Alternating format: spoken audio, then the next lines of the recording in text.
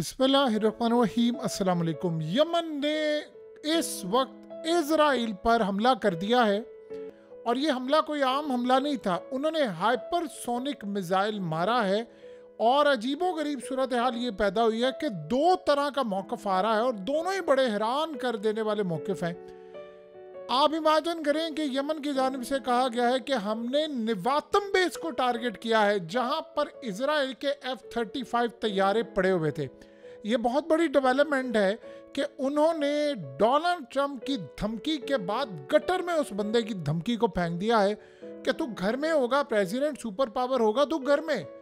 हमने मार दिया इजराइल को, अब जो उखाड़ सकते हो उखाड़ लो हमारा। और इमेजिन करें ज़रा, कमाल की सूरत हाल है कि उन्होंने लगातार 3 दिन अमेरिका पर हमला किया, चौथे दिन उन्होंने इजराइल पर। और इजराइल की सूरत हाल आप देखें कि इस वक्त हालत ये है कि लोग लाखों के हिसाब से लोग घरों से बाहर निकले, सड़कों पर आ गए और ज़मीनों पर लेट गए। और आप सोचें मौक़िफ़ क्या है। इजराइल ने जो बात कही है वो डिफरेंट है और अमेरिकी मीडिया जो बात कर रहा है वो बिल्कुल डिफरेंट है। ये बात समझे। इजराइल और अमेरिकी मीडिया कह रहे हैं कि इन्होंने हमारे न्यूक्लियर रिसर्च सेंटर के ऊपर अटैक किया है और इस सूरत हाल के अंदर हमने इस मिसाइल को इंटरसेप्ट किया।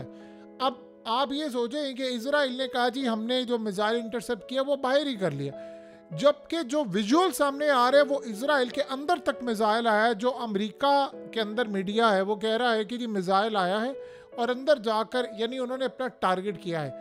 यमन ने कहा है कि हमने निवातम बेस को टारगेट किया। इसका मतलब है कि क्या एक से ज़्यादा मिसाइल आए हैं। जो भी सूरत हाल आप कह लें, आज इजराइल के अंदर पैनिक जो क्रिएट हो गया है वो ये बता रहा है कि अब इस दफ़ा लड़ाई ज़्यादा दूर नहीं है और अनकरीब आपको नज़र आएगा कि हिजबुल्लाह भी इजराइल के ख़िलाफ़ मैदान में कूदने वाला है।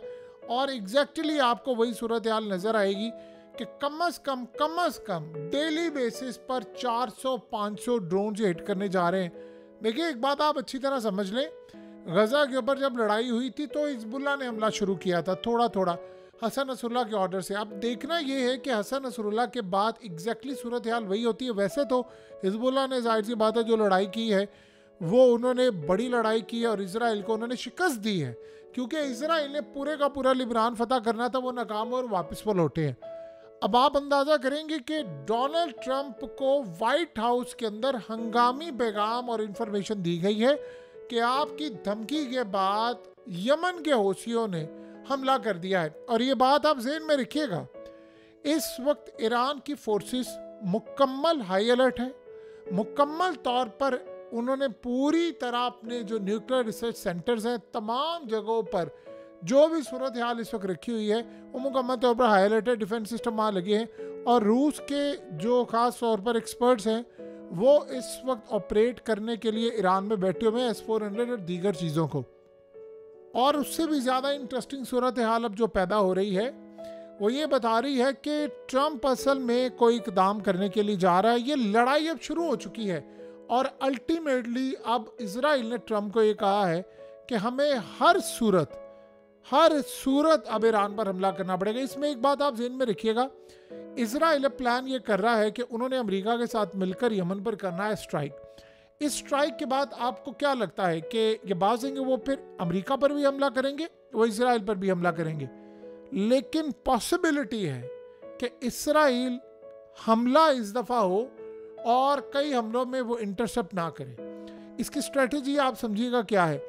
यमन के बहुत सारे मिसाइल आते हैं और वो जाकर इजराइल में हिट होते। अगर लेट से मिसाल के तौर पर यमन का कोई मिसाइल आता है और वो निवातम बेस के ऊपर जाकर हिट हो जाता है या रिसर्च सेंटर पर हिट होता है और ये खुद ही इंटरसेप्ट नहीं करते उसको, तो फिर इनको क्या चाहिए। ये अमेरिका को कहेंगे कि देखो यमन ने हमला कर दिया है और ये असल में यमन ने नहीं किया, ये ईरान ने हमला किया है। तो अब इस सूरत हाल के अंदर तुम हमें हर सूरत ईरान पर हमला करने की इजाज़त दो और हमारे साथ मिलकर स्ट्राइक करो ताकि हम इस हमले के तहत तबाही फेर दें, मामला काफ़ी हद तक ख़राब कर दें और ईरान के ख़िलाफ़ जंग छेड़ दें।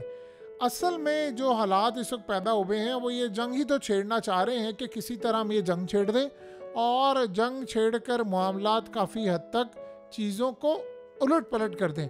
और ईरान के ऊपर जब हमला किया तो देखिए फिर रूस उधर कूदेगा, वो तो हो नहीं सकता कि रूस ना कूदे और ये मामला ना रखे।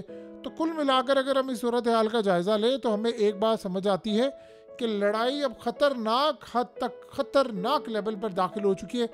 देखिए ट्रंप अगर इस सारी सूरत हाल में मिसकैलकुलेट करना चाह रहा है तो वो कर ले, उसको किसी ने रोका नहीं है कि जी वो हम हमला करेंगे और हमला करने के बाद हम यमन को कहेंगे कि तुमने दोबारा हमला किया तो हम तुम्हें छोड़ेंगे नहीं या फलाना नहीं करेंगे। ये नहीं हो सकता, ये आप जेहन में रख लें, ये किसी सूरत नहीं हो सकता। यमन ना तो पहले धमकियों में आया था ना अब वो आएगा, उनकी स्ट्रेटजी नहीं है। खाली ये नहीं है, उनके बाकी जितने भी मामला है उसमें भी ये सूरत हाल नज़र आती है। अब आप ये सोचें, आज इसराइल के मीडिया ने ये क्या कहा है, उन्होंने कहा है कि नेतन्याहू एक एंडलेस वॉर इस वक्त लड़ना जा रहा है, लड़ने के लिए उसने पूरी तैयारी कर ली है, यानी वो लड़ने के लिए तैयार है। एक ऐसी एंडलेस वॉर जिसमें इसराइल के लोग अब लड़ाई नहीं करना चाहते। आपको पता है आज इसराइल के लोग मुकम्मल तौर पर सड़कों पर लेट गए थे और आधी रात को जो उन्होंने हमला किया उनकी चीखें निकल गई हैं। उनको अब ये लग रहा है कि फिर नॉर्थ पर हमला होगा। और इस दफ़ा देखिए एक बात आप समझे, जो ईरान ने पिछली दफ़ा हमला किया था जिसमें निवातम बेस ही उन्होंने उड़ा दी थी और इनके F-35 तैयारों को बिट किया था, अगर वो वाले मिसाइल यमन के पास आ जाएं और उन्होंने जाकर अगर हिट कर दिया तो फिर आप बताएं कि इसराइल का बाकी क्या रहेगा।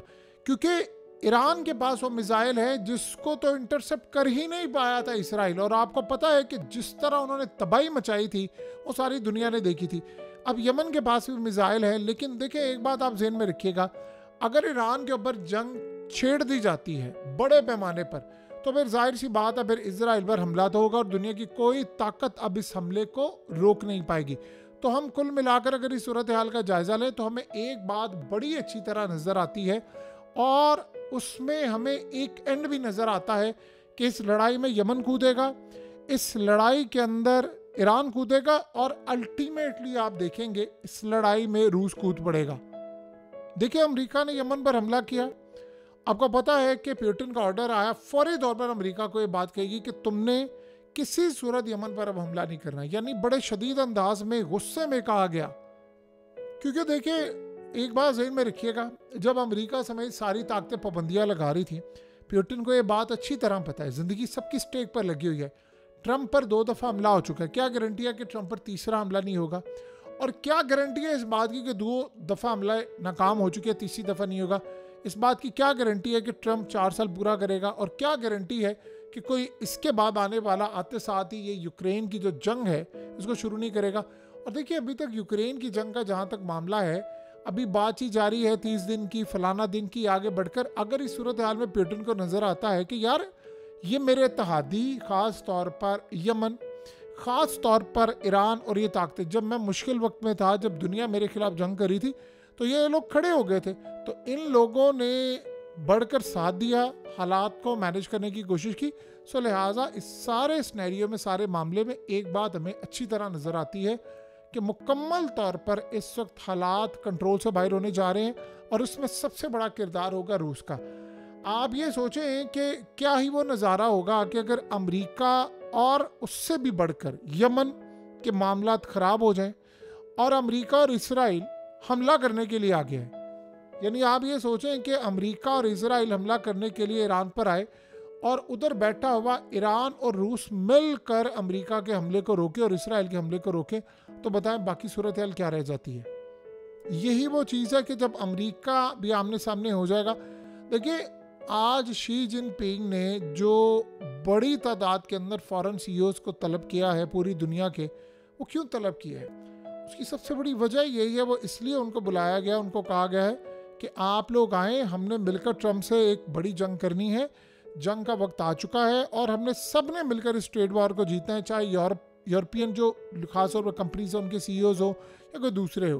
तो कुल मिलाकर अब याद रखिएगा, चाइना उधर इनकी ग्रिप पकड़ा है, उधर अमेरिका का ये मामला है, लेकिन मिडिल ईस्ट के अंदर ज़रा ट्रंप की पुरानी ट्वीट्स निकाले या ट्रंप के पुराने जो सिनेरियो देखें, जब वो कहा करता था कि हमें प्राई जंग नहीं लड़नी, हम मिडिल ईस्ट में नहीं जाएंगे, गज़ा जंग ख़राब है और फलानी जंग में नहीं जाना, अमेरिका पैसा नहीं खर्च करेगा, अमेरिका एड नहीं देगा। ये हुआ क्या है रातों रात? यानी पूरा वर्ल्ड ये जानना चाह रहा है और अमेरिका के एक्सपर्ट्स और ख़ास तौर पर जिन्होंने ट्रंप को वोट दिया है सर पकड़ कर बैठे हैं, यार ये हुआ क्या है? यानी ये वो टाइम आ गया है कि जब डोनाल्ड ट्रंप को ये सिनेरियो बताना पड़ा दुनिया को कि नहीं मैंने जंग करनी है और अब आप हालत देख लें। बहरहाल ये मामला काफ़ी हद तक ख़राब होने के लिए जा रहे हैं और इसमें एक बात आप अच्छी तरह समझ लें, लड़ाई तो फिर अमेरिका के साथ होगी और अमेरिका को इसका जो खमियाजा भुगतना पड़ेगा आप उसका अंदाज़ा भी नहीं लगा सकते, क्योंकि ऑलरेडी ट्रंप को ये वार्निंग जारी कर दी गई है कि अगर ईरान पर हमला हुआ तो आप हज़ारों फौजी मरवाने के लिए तैयार रहें, जो कि अमेरिका के पूरे मिडिल ईस्ट के अंदर है और ये लड़ाई बड़ी ख़तरनाक होगी।